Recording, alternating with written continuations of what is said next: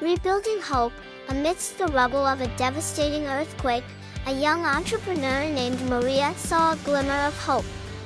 As she surveyed the destruction, she realized that the disaster had cleared a path for something new.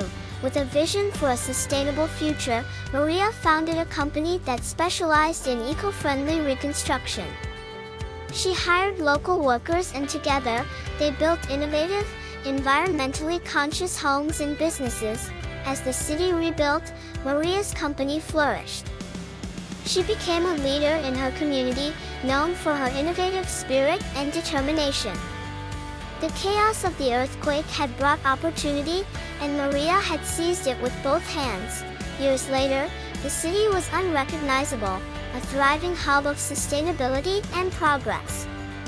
And Maria's company remained at the forefront, a testament to the power of seeing opportunity within chaos.